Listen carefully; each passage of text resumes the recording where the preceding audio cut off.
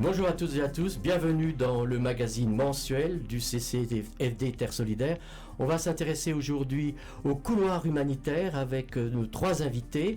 Tout d'abord Dominique Marcoux. Dominique, bonjour. Bonjour. Laure Fergan, bonjour. Bonjour. Michel Janin, bonjour. Et puis, bien sûr, Maryse Fischer, qui va donc faire l'introduction, puisqu'on a le plaisir d'accueillir dans ce studio pour la première fois le nouvel aumônier du CCFD Terre Solidaire, donc notre diacre, Dominique Marcoux. Vous allez en quelque sorte l'accueillir dans cette émission. Bonjour. Alors nous sommes très heureux en effet d'accueillir aujourd'hui Dominique Marcoux dans cette émission Terre Solidaire. Bonjour Dominique. Bonjour. Vous êtes diacre, comme vient de le dire Jean-Paul, et avez été nommé récemment responsable diocésain du diaconat permanent. Enfin, j'ai travaillé au diaconat permanent, j'ai arrêté cette mission maintenant, voilà. Maintenant, c'est pris en charge par d'autres. Ah, voilà. D'accord. Alors, vous êtes particulièrement investi dans l'accueil de familles exilées au sein d'une paroisse de Besançon. Oui. Vous allez nous faire part de la démarche et de la mobilisation de ce collectif paroissial qui œuvre depuis plus de 10 ans. C'était en réponse à l'appel du pape François en 2015, qui a été relayé par la conférence des évêques de France. Parfait. Vous avez aussi tout récemment accepté de remplir la mission donc d'aumônier du CCFD Terre Solidaire et nous vous en remercions infiniment. Nous vous accueillons avec joie et nous souhaitons la bienvenue au sein de nos équipes de bénévoles du CCFD Terre Solidaire. Merci. Vous prenez la suite de Gaby Regnault, qui a été notre accompagnateur spirituel pendant plus de 10 ans, mais qui a souhaité passer le relais. Alors, je remercie Gaby pour toute cette riche et généreuse ouverture spirituelle qu'il nous a prodiguée. Alors l'émission d'aujourd'hui fait partie d'une série d'émissions du CCFD Terre Solidaire du Doubs consacrée à l'accueil et à l'accompagnement de personnes exilées. Cette émission est la 4e. Chacune a donné la parole soit à des associations, des collectifs. Sur Besançon et le département, ce sont environ 25 structures qui se sont fédérées en réseau, dans plusieurs objectifs. Déjà, se renforcer mutuellement, se connaître, être plus efficaces ensemble et porter dans la société un message d'humanité et de fraternité. Pas seulement un message oral, mais quelque chose de vécu, d'incarné, qui peut servir d'inspiration à d'autres personnes pour se mettre en route dans un accueil. Et puis, autre objectif, c'est aussi pour changer le regard des citoyens sur les personnes migrantes qui sont nos frères et nos sœurs, simplement en quête de survie et de dignité. Alors, ces émissions, elles sont en réécoute sur le site de RCF. Si vous nous écrivez à ccfd25 ccfd-terresolidaire.org, vous nous écrivez, vous nous demandez le lien, on vous l'envoie. Merci Maryse pour cet accueil et cette introduction concernant Dominique Marcoux. On va donc commencer par vous, si vous le permettez, Michel Janin, parce que Fraternité Migrants Besançon, c'est en quelque sorte une association dont vous êtes aussi, je dirais, à la tête de la création, d'une certaine manière. Oui, tout à fait. Donc, on est l'une de ces 25 structures dont parlait Maryse, pour vraiment accueillir les migrants. Donc au départ, il y a 10 ans, donc après l'appel du pape François, aussi bien à Saint-Ferjeux qu'à Palente se sont constitués de groupes d'accueil pour accueillir, accompagner les migrants. De façon très concrète, c'est le mot qu'on peut utiliser.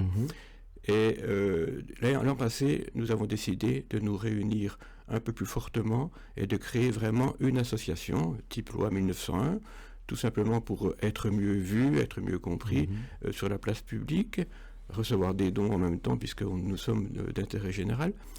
Et puis, on a vraiment vu qu'on travaillait vraiment pour les mêmes choses, en fait, tout simplement. Alors, sur Saint-Ferjeux, Dominique et Laure en parleront après. Sur Palente, c'était tout simplement un accueil de nuit. Donc pendant 10 ans, nous nous sommes relayés, une quarantaine de familles, ou de duos en tout cas, chaque soir pour accueillir des migrants qu'on nous envoyait, que la SPADA, donc un service très officiel de la préfecture, nous envoyait, pour passer la nuit passer la nuit, partager un repas, poursuivre avec des jeux ou des discussions, sans aller trop loin dans leur situation, mais surtout pour passer vraiment, leur faire oublier pour une nuit un peu de chaleur, un peu d'ambiance familiale. Donc ça a fonctionné. On a trouvé quand même 41 nationalités différentes Ah oui, quand même. en 10 ans, avec à peu près 200 personnes. Et depuis la rentrée de septembre, on a assuré à peu près 250 nuitées. Donc c'est toujours une nuit où la personne ne passe pas, que la personne ne passe pas dans sa voiture ou dans un lieu vraiment incongru de Besançon. Donc ça nous paraît peu, mais pour les personnes accueillies, c'est vraiment très très important. Et nous, justement, on apprend puisque c'est en tête-à-tête un repas. Donc on attend vraiment, on perçoit vraiment la difficulté de ces personnes. Bien, nous en sommes à nos petits détails de repas, des choses comme ça, mais eux ont bien d'autres problèmes à traiter. Alors sans aller trop loin dans leur dossier officiel qu'on ne traite pas, on peut vraiment les accompagner et leur donner une soirée de vie familiale, entre guillemets. Merci Michel Janin. On va donc évoquer maintenant cette thématique qui nous réunit tous les quatre aujourd'hui, c'est cette thématique des couloirs humanitaires. Alors Dominique Marcoux, on peut peut-être revenir sur ce que sont les couloirs humanitaires, comment ont-ils été créés et quelle est sa fonction et son objectif précisément. Alors, les couloirs humanitaires, c'est un beau nom, couloir humanitaire. C'est un beau nom, c'est vrai, c'est vrai. C'est un protocole qui a été signé entre l'État français, et ce qui donne une assise légale forte, et ça c'est intéressant, et à l'origine des communautés comme Saint-Égidio, la Conférence des évêques de France, l'Entraide protestante et d'autres encore. Ça a été un protocole qui a été signé en 2017. Voilà. Et donc, grâce à ce protocole, les familles peuvent arriver en France de façon sûre, sans passer par des navigations un peu... la Méditerranée, par exemple, des choses comme ça. Quand ils quittent, ils sont regroupés dans des camps au Liban. Oui. Liban, petit pays, mais qui accueille énormément d'accueil comme ça. Voilà. Et ensuite, ils sont acheminés en France par des moyens sûrs, des avions, affrétés par le gouvernement français. Alors, tout à fait légalement, j'allais dire. Tout à fait légalement. Ils préparent leur visa là-bas au Liban. Et une fois qu'ils ont obtenu leur visa, ils peuvent arriver en France. Et quand ils arrivent en France, ils suivent le processus normal de tout émigré. Ça veut dire qu'ils font leur demande de titre de séjour, etc. En général, comme ils ont été un petit peu déjà, leur dossier a été examiné là-bas au Liban, en général, il y a une bonne chance que leur dossier... C'est ça. Hein.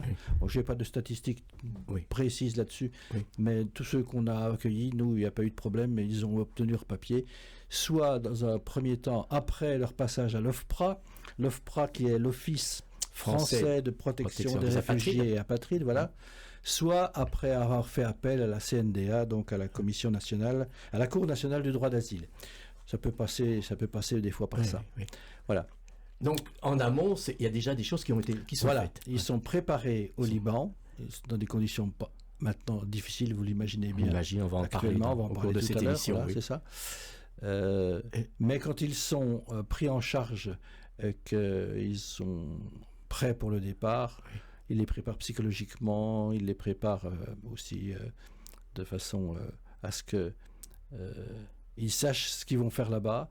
Et ils essayent de voir, de discerner leur réel potentiel d'intégration dans le pays dans lequel ils vont aller, la France. Voilà. Et donc ce protocole, en 2017, l'État s'était engagé à accueillir 500 personnes. Ah oui. Voilà, ce qui a été le cas. Oui. Ça a été fait. Ça a été fait. Et ça a été renouvelé en 2021 pour 300 personnes. Sauf que, en 2021, la Conférence des évêques de France n'a pas re-signé cette convention avec le Secours catholique, et on ne sait pas pourquoi. Malgré nos interrogations. Et du coup, maintenant, nous travaillons avec l'Entraide protestante. Avec l'Entraide protestante. Bon, ce qui est une bonne façon de travailler l'œcuménisme. Voilà. Et donc, ça se poursuit. Et dans notre cas, Framib, notre nouvelle association dont Michel vient de parler, elle va accueillir nous nous préparons à accueillir en septembre une famille en provenance du Liban. Voilà. Et tout à l'heure, Laure pourra éventuellement développer ce à quoi il faut s'attendre, ce qu'il faut préparer pour cette famille. Voilà. Alors précisément, Laure Fergan, vous vous occupez donc de cet accueil. Je rappelle que la partie administrative, comme le disait Dominique, c'est pas du tout votre rôle. Hein, on le sait ça. Hein, On aide. On est obligé quand même d'aider à la partie administrative. On les accompagne. Il est important aussi d'avoir un traducteur. Oui, parce que c'est des gens qui parlent arabe, certains souvent. Ils parlent arabe. Donc nous, on a eu la chance d'avoir des familles irakiennes qui étaient intégrées à Besançon et qui nous ont aidés, accompagnés dans toutes les démarches, préfecture, CAF, etc. Mais oui, donc nous, comme l'a dit Dominique, on va travailler cette fois avec la Fédération d'entraide protestante. Ah oui. Et c'est un peu nouveau ce genre de collaboration, Dominique. Hein, tout à fait, oui. C'est très bien. C'est-à-dire que comme on était un peu en souffrance avec le secours catholique et puis nos évêques, on s'est dit on ne va pas abandonner la partie pour autant. C'est bien. Oui, donc on a continué. Et puis ils ont été très ouverts à notre collaboration. On a déjà fait une première rencontre avec eux et ça se passe bien. Alors Laure Fergan, alors là, on va être épaulé par la déléguée régionale qui s'appelle Célia Génus et on a aussi le soutien d'une organisation strasbourgeoise qui s'appelle Étage et qui est spécialisée dans l'accompagnement de gens en difficulté. Et donc, ce qu'il faut bien avoir en tête, c'est qu'il faut bien préparer l'accueil. Il faut préparer des groupes qui constituent des équipes avec différents référents pour s'occuper de l'hébergement, parce qu'il faut préparer un appartement pour recevoir ces gens. Il faut équiper l'appartement, avoir le minimum quand même. Il faut une personne qui s'occupe de la scolarité des enfants, qui prennent contact avec les différents établissements, puis qui suivent après le problème. La santé, il n'y a pas trop de problèmes parce que la CMU, ça marche bien. Et il faut surtout du financement, donc il faut absolument c'est l'ère de la guerre, parce qu'il faut à peu près quand même financer l'appartement, les premiers. À titre d'exemple. Alors précisément, à titre d'exemple, le financement. Par exemple, demain matin, nous avons rendez-vous avec un bailleur social pour visiter un appartement susceptible d'accueillir donc cette famille à partir de septembre. Mais là, donc, le loyer et plus les charges, c'est environ 600 €. Ah oui. Donc, il faut qu'on se prépare à trouver un financement de 600 € minimum, parce il y a le reste, c'est l'hébergement. Et donc, en général, on fait appel à des donateurs. Les donateurs. Quand les gens savent ce à quoi cela va servir, en général, on est assez bien suivi. Donc, pour 600 €, soit on a 30 donateurs à 20 € par mois, ou 40 à 15, etc.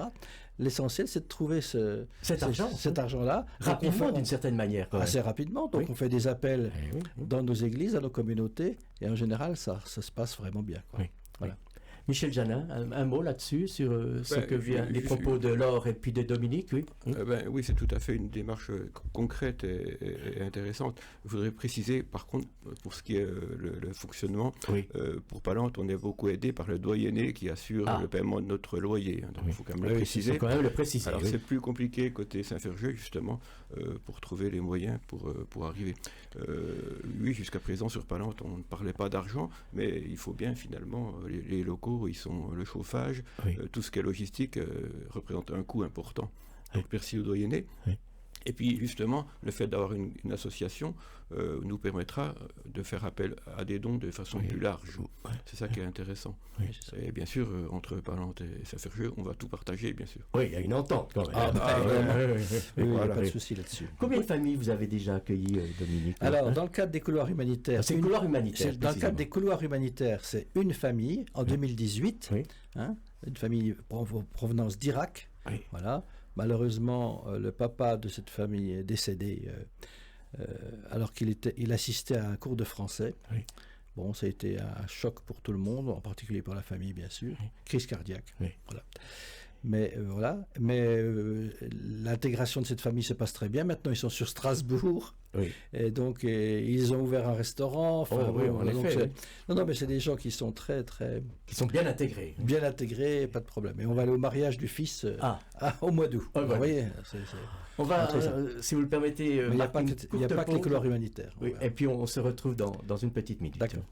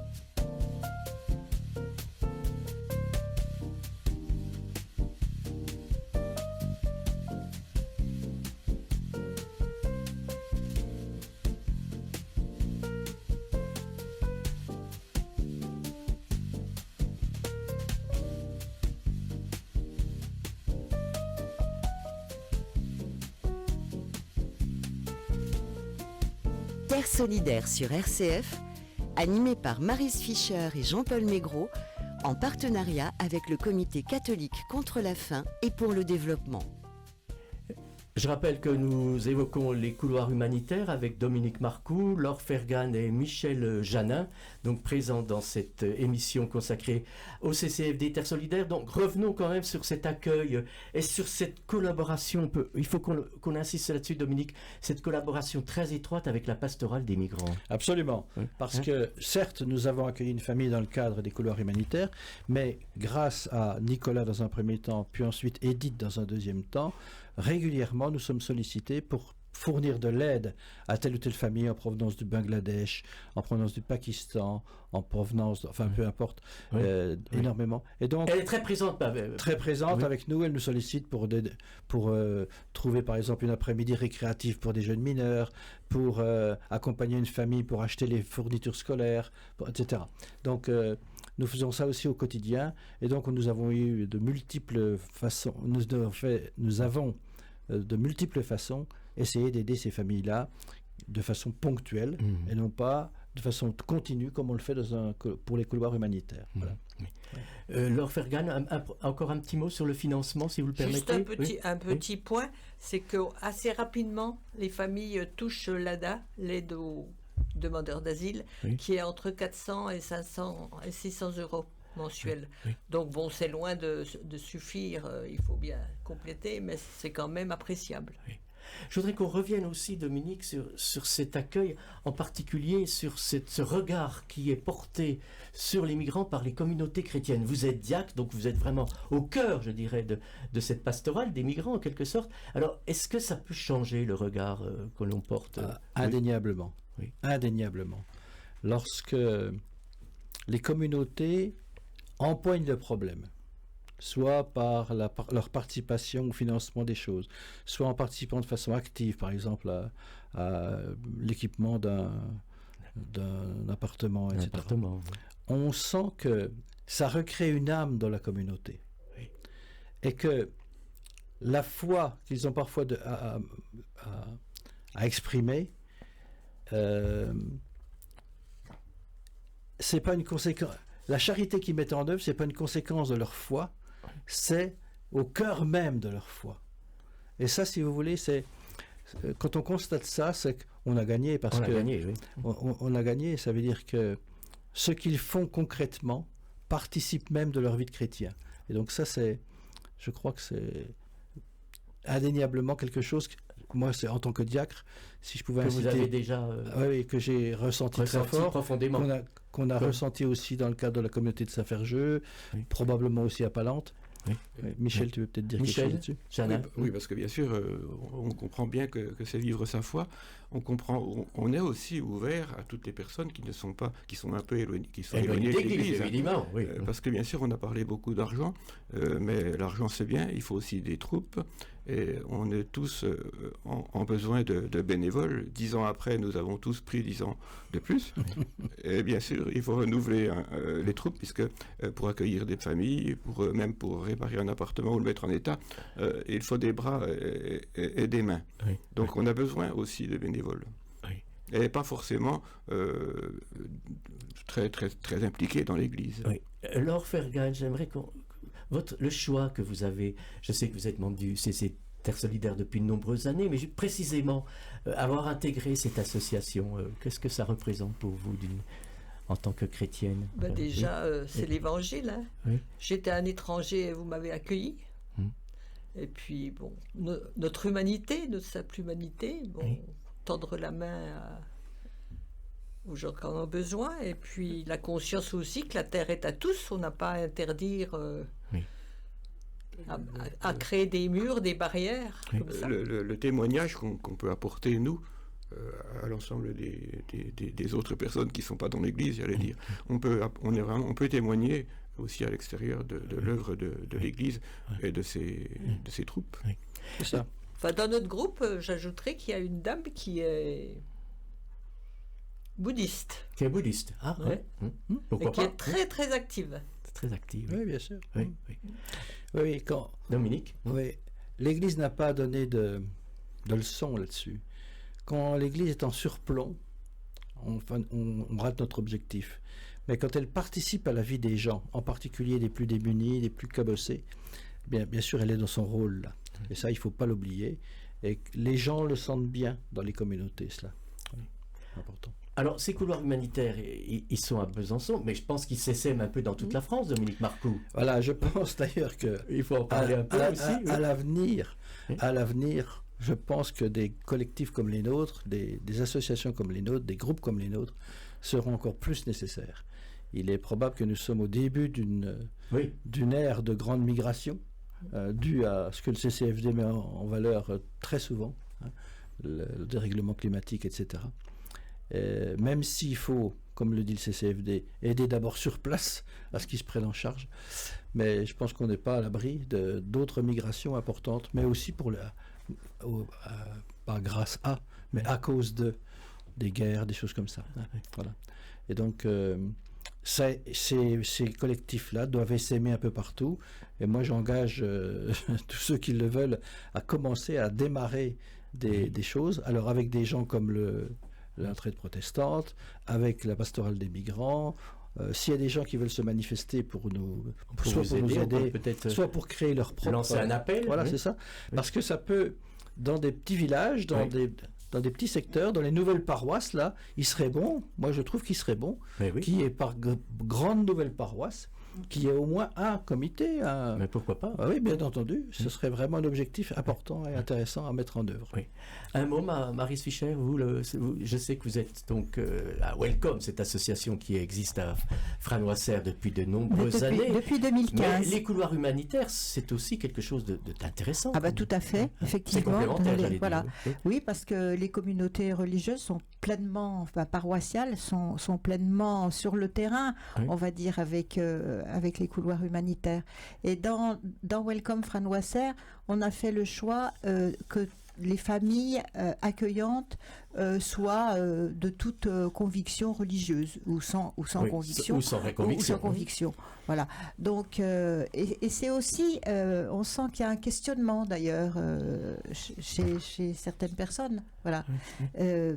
Donc, en tout cas, au sein des villages, c'est quelque chose, cet accueil que l'on organise, c'est quelque chose qui lie les gens qui lient, les personnes. Alors certains, par exemple, je vois récemment, on était un petit peu en panne pour accueillir le jeune qui est interne et puis qui revient le week-end. Eh bien, il y a deux personnes, deux familles qui ont dit, qui n'accueillaient pas, puis qui ont dit ah bah bien, je peux dépanner.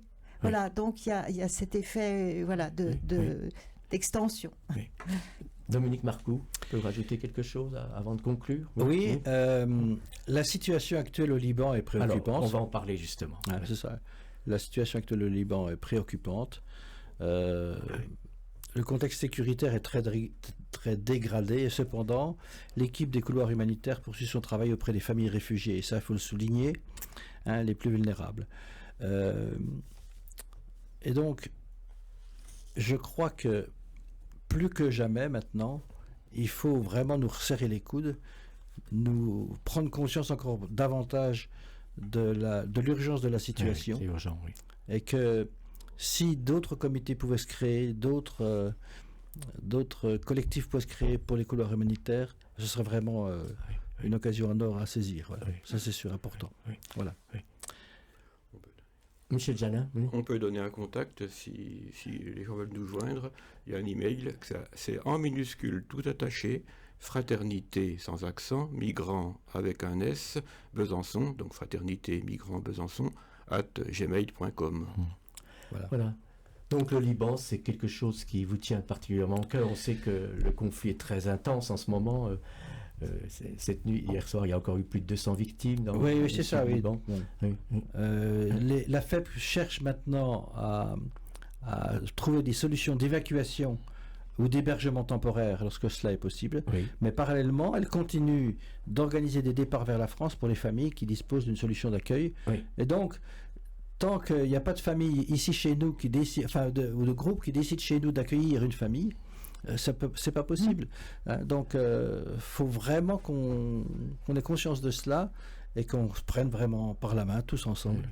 Et qu'on aille dans ce sens-là, oui, tout à fait. On sait que les liens sont quand même toujours très étroits entre la France et le Liban. Oui, bien sûr. On sait que le ministère des Affaires étrangères se mobilise aussi d'une certaine manière. Absolument, oui. Et puis les liens du diocèse de Besançon avec le Liban sont très forts. On sait qu'il y a les sœurs de la Charité. Les sœurs de la Charité. Oui. Les Besançons, comme ils les appellent là-bas. C'est vrai, les Besançons. C'est les sœurs de la Charité de Besançon. Voilà. Oui. Et donc, on se rappelle de Louis Mauvais qui a été un grand... Mauvais, oui. Monseigneur Dallot, régulièrement, oui. Et donc, nous particulièrement, sur Besançon, on est très, je pense, sensibilisés. Voilà, mais ce n'est pas assez encore. Oui. Donc il faut vraiment se... Vous pensez qu'on va accueillir davantage de familles libanaises dans les semaines les mois qui viennent? Finalement, c'est pas si difficile que ça. Oui.